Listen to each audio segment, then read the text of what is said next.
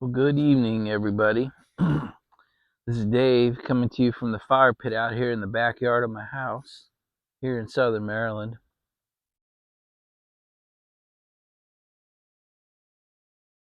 It's a little bit later. It's almost 7 o'clock on Wednesday evening.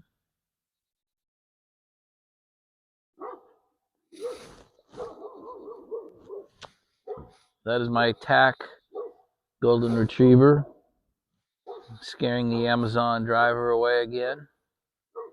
That's Chance, the white one. Chance is very proud of his 100% success rate in scaring Amazon drivers away. This is how he does it. And the Amazon driver has gone away, and Chance is prancing around all proud of himself. 100% on FedEx, 100% on EPS, 100% on US Mail, 100% on Amazon trucks. He believes that he is fantastically good at his job. So it's the sun is setting. Like I said, it's just a little bit before 7 o'clock. So I was just about to go take its final adieu for the day. Today was a great one. So this week here in Maryland, spring is kicking winter's ass. Now, if you look forward, we're going to get not winter, but sort of winter back here in a few days. So I think I told you in another video, we call this false spring here in Maryland. We almost always get like an early to mid-March week of 70s, only to be pummeled by the back half of March, and then we get real spring and the greening, as we call it, in April.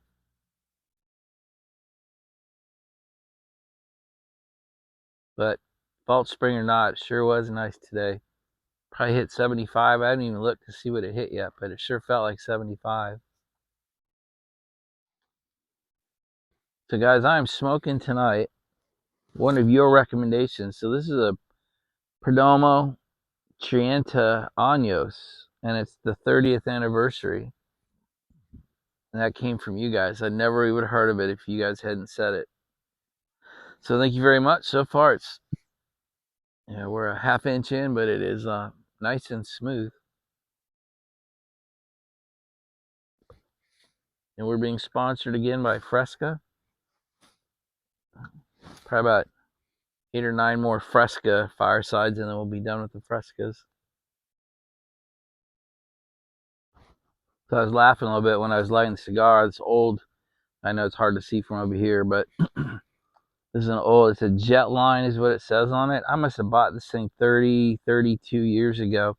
This thing lived in my golf bag for, I'll bet you at least 10 years, if not 15 or 20. Just that junk pile in the bottom of those golf pockets. But still works great, and it sure stood the test of time, and it sure stood the test of abuse. So a little commercial for Jetline, I guess. Anyway, it was making me laugh. It's all dirty and banged up and kind of nasty, but it works great. It just reminded me of my prior life. I don't really play golf. I can't tell you the last time I played golf. Might have been 2 years ago. But when you're the CEO of a federal services organization, you have to play a lot of golf with your clients. And then when you're elected, when you're the county exec, you play a lot of golf for pro-ams and other charity events. So I played a lot of golf from the early 90s through probably up until about 10 years ago.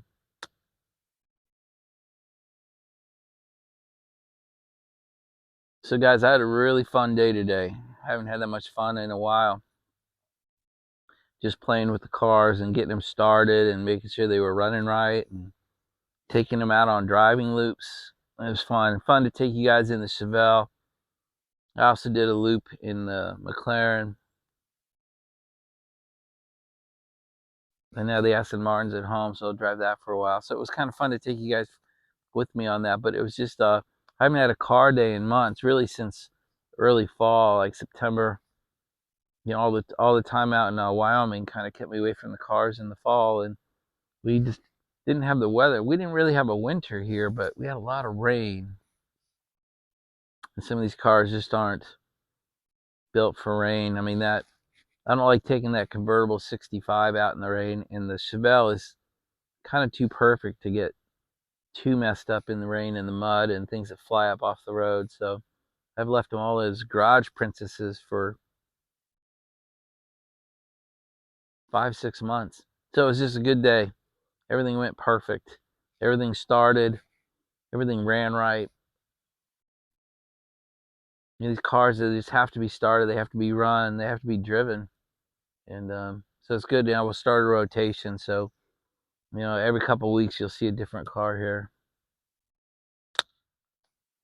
I don't know how many of you watched towards the end of the Chevelle drive, but I actually threshold braked enough at the end that you guys flew out of the back seat and flew all the way over the seat and landed in the front seat. That was what that tumult was at the end of the video. Because I was being a little irresponsible at the end. They're driving that way inside the industrial park. It's not the first time they've seen it. They know who I am when I go by like that. I just didn't expect to find you guys in the front seat with me. That was a great drive, though. I enjoyed it.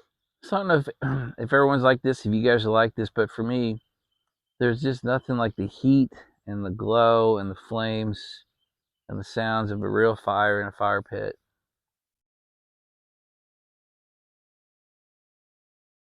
Kind of have the same thing in the house. In our family room, we have an open fireplace. There's no insert. There's no stove or anything else. It's just an open fireplace. So kind of have this, what you see in front of us here, almost every night. Just nice to get outside. Just a great way to end the day. All right, I guess it's time for our first story. And since I brought up golf in my bag and I haven't played in a while, I have a golf story for you. When I was elected, I told you I played a lot of charity events. And the way these pro-ams and charity events work is they usually put a foursome together where it's sort of a local politician, a famous player if they can get them, and then the people that are donating money to whatever cause you're playing for.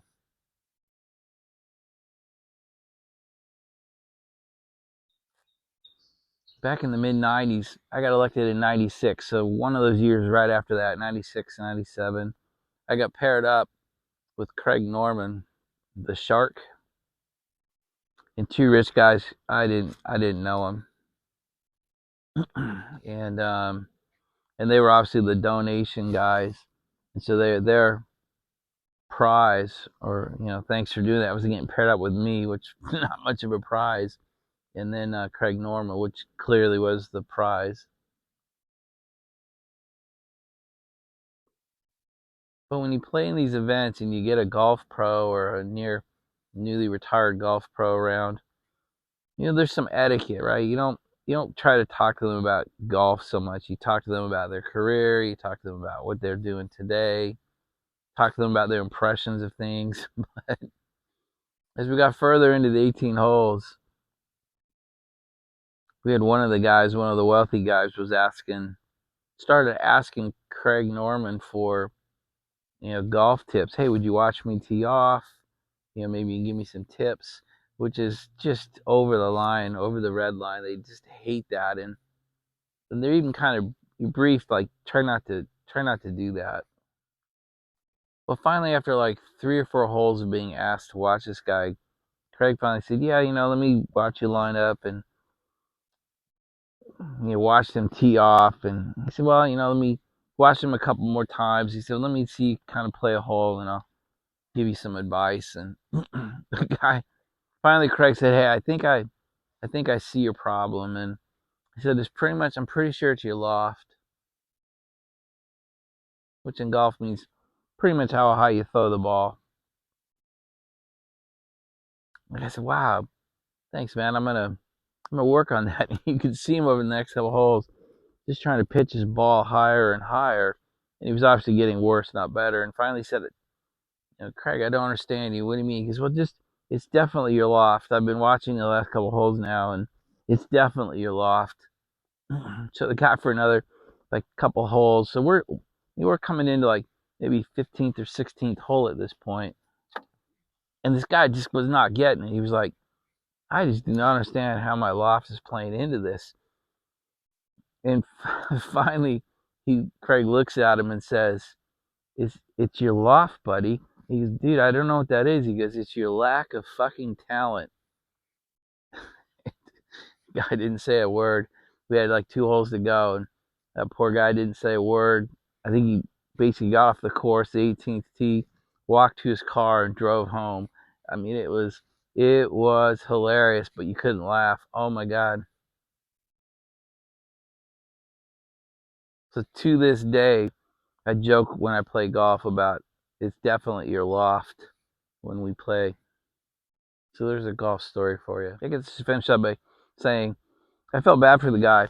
I mean, Craig Norman clearly didn't want to be there. I don't know. He must have, I guess the PGA must make you sign up for so many charity events to be part of the PGA or something, but he wasn't happy about being there. Um, so he was kind of a dick all day long, but the guy definitely picked at the bull and definitely got the horns. So, guys, how about Bull Moose Piper, huh, Justin? He did his third video, his second video, I guess, but he called it his third because he did another one. But he did a second full video today, and I have never seen anyone be more natural about recording videos on his second video. I've never seen that. So, Justin, if you're watching this, congratulations, man. You are a natural in front of the camera.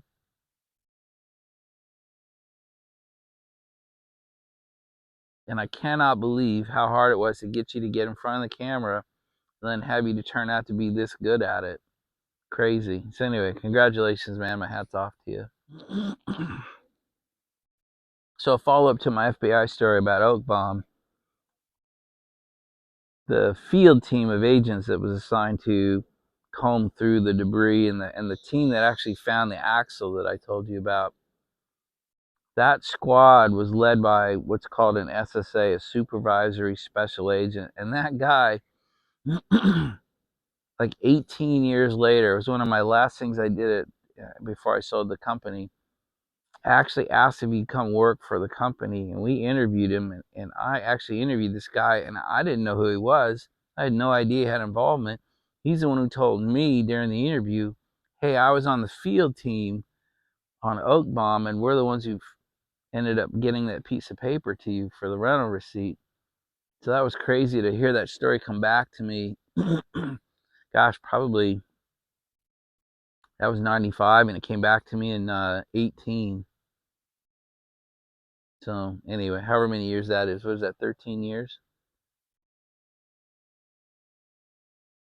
It's just weird how things come back around like that. So Anne Marie's actually going to come out and join me at the fire tonight, but she said there's 2 criteria. The camera has to be gone and the cigar has to be gone. So it'll be fun to have her out here tonight, though.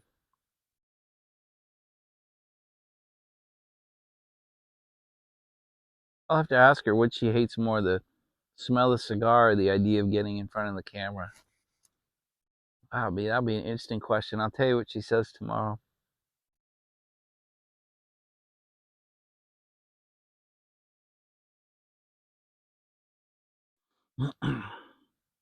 So I'll tell you a story of a failure that turned good for me, of God saying no to one of my prayers. So I was first elected in 1998, and then I was reelected in 2002. And so I'd served 8 years at the county level, and I had decided that to march on with my political dreams, I needed to run for state office. So I ran for the Maryland House of Delegates.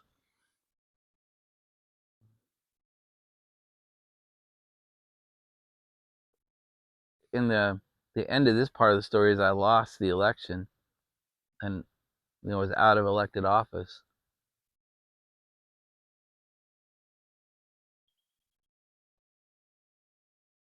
I thought I had it wrapped up. 8 years of elected office. I had a household name. Everybody knew my name. Hey, the other thing I had told you is my election slogan that was on all the road signs and all my literature was "Hail Yes." I have to tell you a story how we came to that one day. But I thought I had it wrapped up, and it just wasn't the Republicans' year I ran. I mean, I was elected as a Republican in '98 and '02, so I continued on as a Republican in '06. It was just a horrible year for us. Anyway, I lost, and that was one of those times when I felt like God had ignored my prayers, but He was clearly saying, "I'm answering your prayer," and the answer is, "No, my plan for you is for you not to go to Annapolis." My wife, kind of without telling me, actually ended up booking our first real family vacation after once election day had occurred. That first week of November, my wife went and booked us our first week-long vacation at Disney World. So we took the kids to Disney World as kind of a way to just get away from life, get away from the world, get away from the county, and enjoy some family time. And we've gone there many times since then. But I thought that was pretty cool that she found a way to get us all out of it for a week. So I was smarting pretty bad from the loss.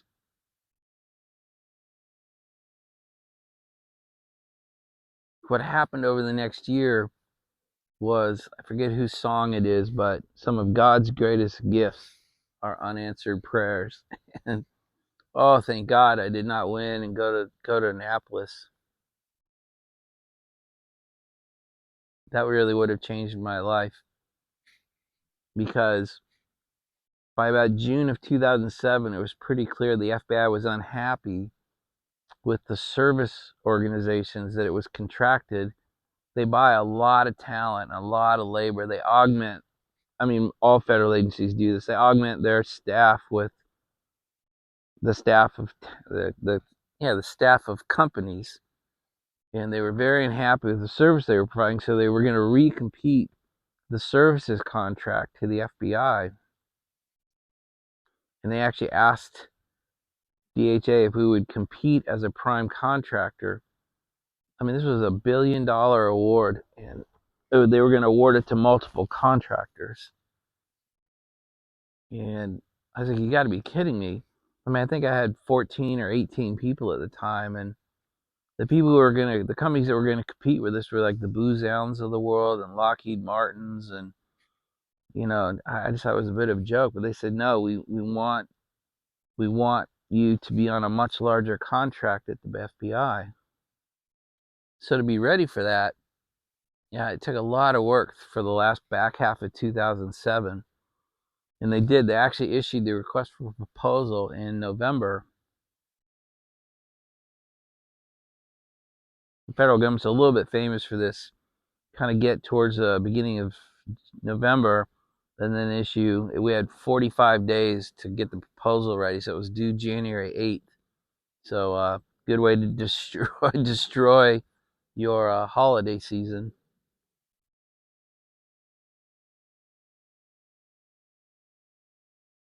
Well, we decided to go for it because we were asked to. I mean, this is one of those like 500-page proposals across 4 or 5 volumes to get the response written.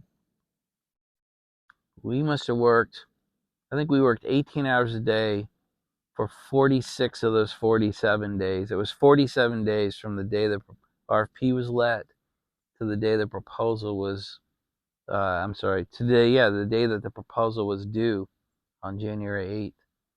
And I think we took Christmas Day off. And other than that, though, we worked 47 days straight. I mean like 18 hours a day, Saturdays, Sundays.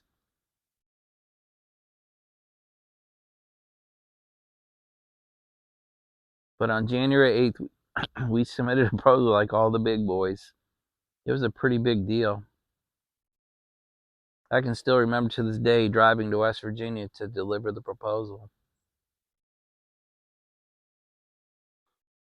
The first week of March, the FBI took about 2 months to evaluate all the proposals and announce the winners, and they announced 10 winners, and we were one of them. I couldn't believe it.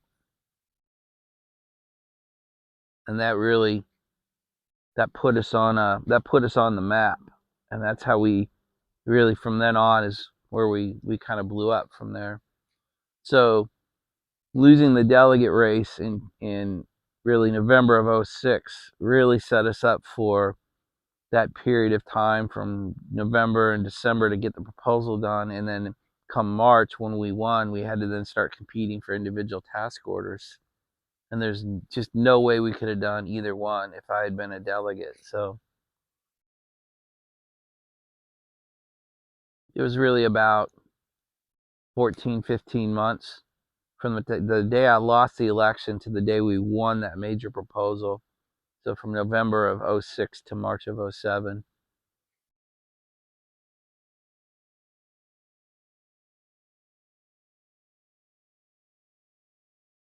No, it's not even that long, is it?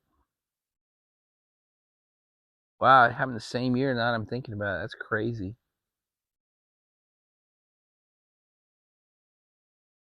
Nope, I got it right. November of 06. It was released in November of 07. And we won in March of 08. So it was 14 or 15 months. That's just my best example of God saying no to one thing so he could open a door for me somewhere else. Changed my life. Pretty crazy.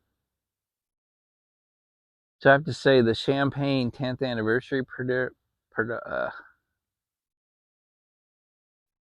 now I can't even say it out loud. I gotta look it up. Hang on, let me get my glasses on.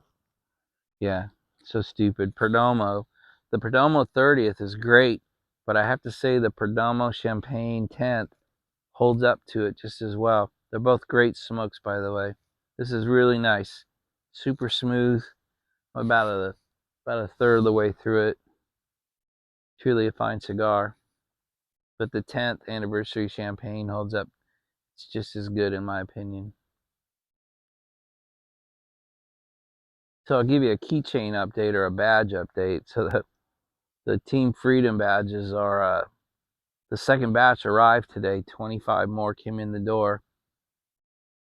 So that means we have 50 now. And yeah,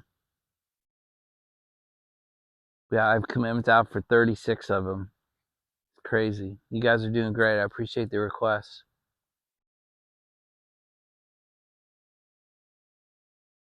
And some of you are starting to say, hey, can I get another one? I already have one, but I need to get one to a friend. And that's pretty cool. Or my wife wants one, which is really cool. I just feel like, we're doing this right. We're slowly catching traction little by little. And that is how I like to do things. I like things to happen like in a staircase, not an elevator. Nice and steady progress. And I feel like this ember is starting to get hot. In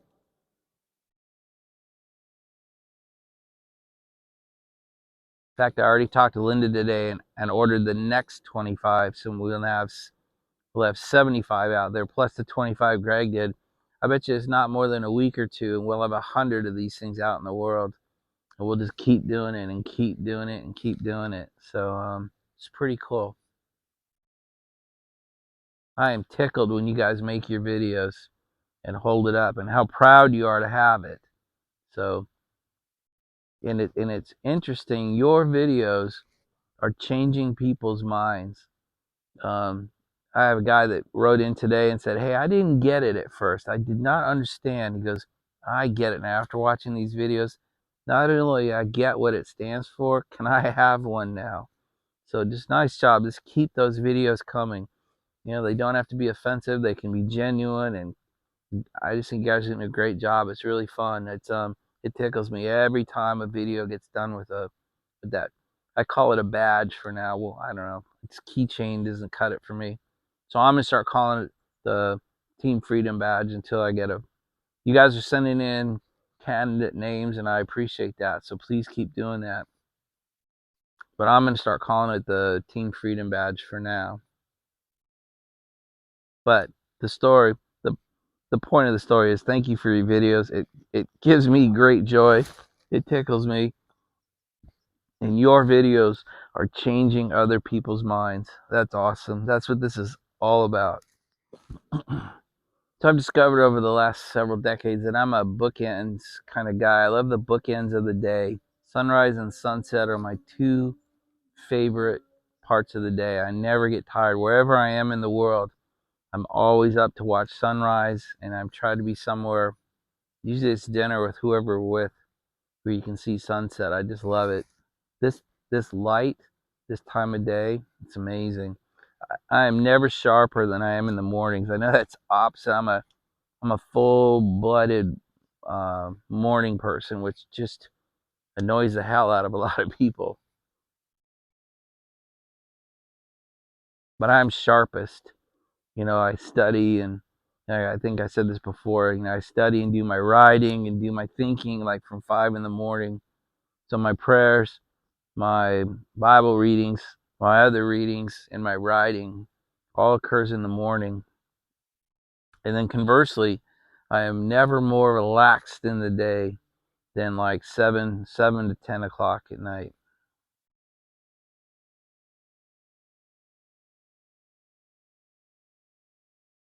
Yeah, it's just such a fabulous time of night. I love watching the light fade from full sunlight to what we have now to dark. And to be able to sit outside and be in it while it's happening is crazy. Watching the firelight come up, and to have it go from you can barely see the fire to the fire is really all you can see. I just love it.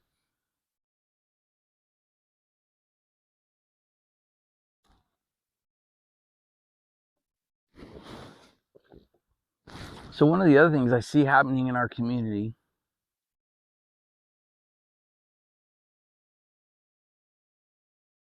that was fairly certain would happen, but to see it actually happening is pretty cool. You guys are giving each other the confidence to speak your mind in front of the camera. You guys are taking more and more what I call risks in front of the camera, and I just think that's amazing. Trucking Piper today, Doug, and that was a pretty heartfelt video, and I thought that was pretty cool. I loved his viewers beware, the content beware. I thought that was pretty cool. That was a nice way to get into his video. And then to watch Justin's today, that was a pretty bold video as well. So, not that Jim held back, but Jim's getting bolder, and I just think that's pretty cool. Greg, Greg's never held back. He was sort of my champion, my model for taking risks out in front of the camera. Man, that man takes risks. But the point being, I love that you guys are taking more risks. You're saying what you want to say. You're talking from your heart. You're talking from your gut. And you seem less and less concerned about what people might think of you as you say these things out loud into the camera. And I hope we continue that.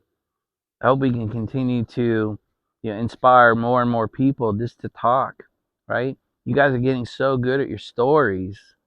Um, I'm really tickled. I'm really pleased by what I see. That we are evolving as a group, and really quite fairly quickly. So thank you for that. I don't even know if that's an appropriate thing to say, thank you, but I'll say it, thank you. It's fun to watch. I think it makes the videos more interesting too. My concern with the keeping content to pipes and tobacco, the phrase that comes into my heart when I hear that is, do we need a 33rd review of Cult Blood Red Moon as the only content of a video? And my answer to that is no. Now, I know that's not everyone's answer, and I'm fine with that, but that's what pops into my brain when I hear that we should keep our content to pipes and tobacco. I just don't feel like I add any value in that genre.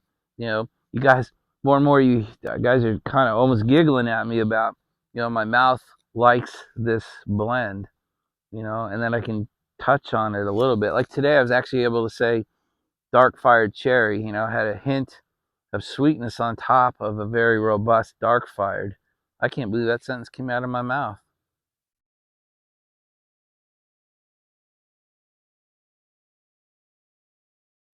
And I love it when you do both. Review what you're smoking and give us your opinion, and then move on to what's in your heart for the day. It's pretty cool. I also love when you walk around and show us the world you live in.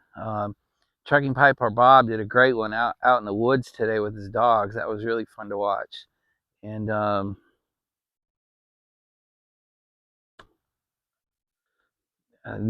of you guys are walking around the towns you live in. Blackpool,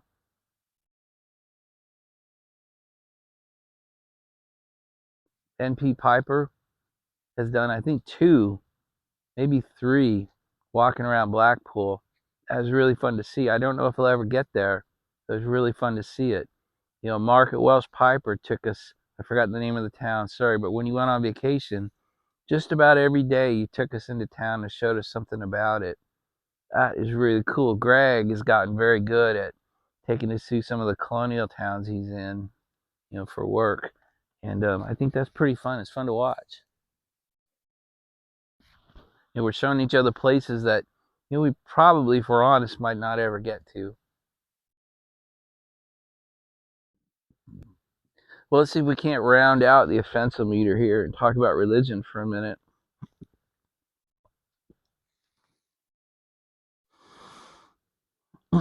So it's my 3rd year reading the Bible. I'm halfway through my 3rd Bible. I'm following the daily plan. I'm going to finish the scriptures here, which is my 3rd read in 6 months. I'm pretty much on schedule.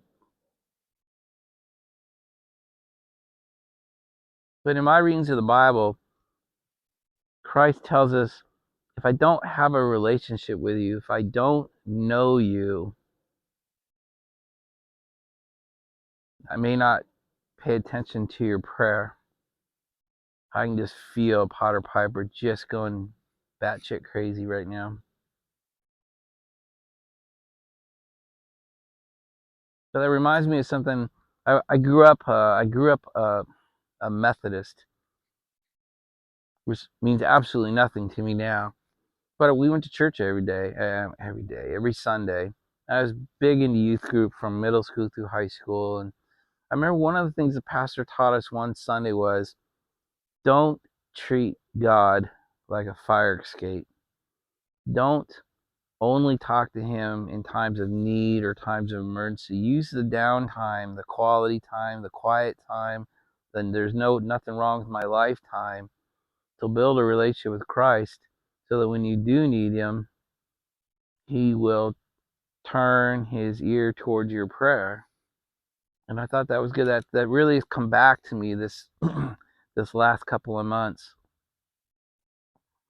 And I always end these, and I'll do it again tonight, that I wish nothing more for you, that God would turn his ears towards your prayer. And it dawned on me the other day that if you feel like he's not, maybe it's you, maybe it's us. When we feel like God isn't answering our prayer, either he is and the answer is no to your request. Like for me, that's why I told my 2006 loss story. Or maybe it's because we have not taken the time to really develop a relationship with him, and we're treating him more like a fire escape. Anyway, it's just weird, for a memory from my childhood to the reading the 3rd time, to the story of 2006, kind of all came together. So I just wanted to say that out loud tonight.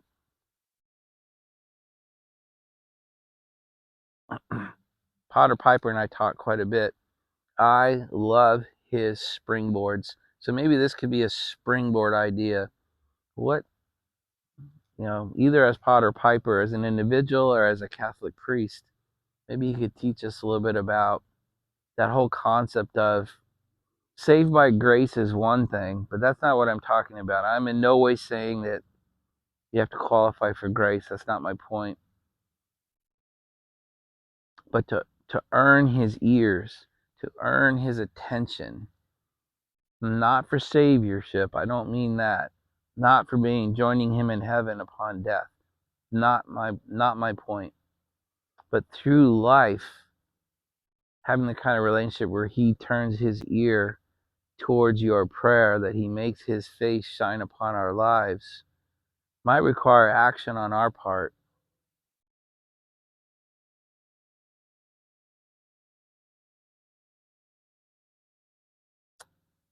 Here endeth the lesson. That just was on my mind. I wanted to say it out loud. So this community does a lot of shout outs, and usually we shout out people with 5 subscribers or 20 subscribers. I'm going to shout out somebody who's got a monster channel. If you're not watching Dry Creek Wrangler School, Dwayne, I think that's a mistake. He doesn't post often, and he's been given a book deal, so he's off writing his book, and he's brought his channel more back to its roots, which is horses and ranching. But he inspires me. He makes me think differently. I've told you several times that his Why I Smoke Cigars video that's my OG, my very first video, the video that got me started. I'm like, yeah, I need to pick cigars back up after a 10 or 15 year hiatus. He's the one that introduced me to pipe cottage, who introduced me to pipe smoking. So I just want to say it out loud. If you're not watching Dry Creek Wrangler School, Dwayne, I think it's a mistake. I think he's worth your time. And I think I mean that mainly for the younger guys.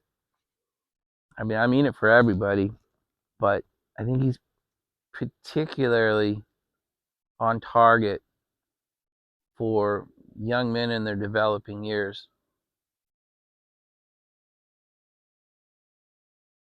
Anyway, he just went over 1 million subscribers, so he's not our typical shout out, but I just wanted to shout him out because I think he could change your life, or at least change how you think, how you talk, how you act. He certainly has changed me. All right, guys. Well, we're coming to the end of the cigar. It's getting dark out here.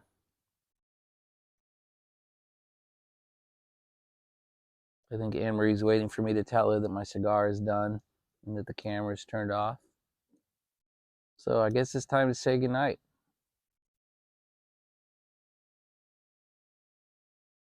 I'm gonna end this video like I do every one of my firesides. May God bless you, and I mean that. May God bless you, and may He bless those close to you.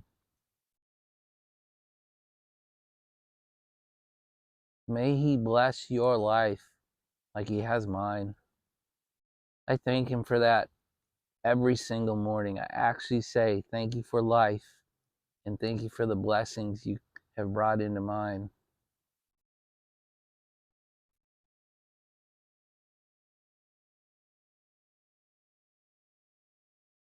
May God turn His ears towards your prayer. May He hear your prayers. And may God make His face shine upon you and shine upon your life. Guys, it's been a great hour. I don't know how long this video is, but I've been out here an hour.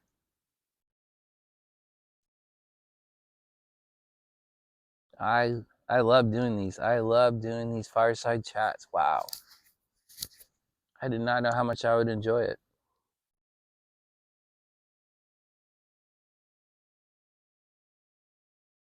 All right, guys. I love you. I love this community.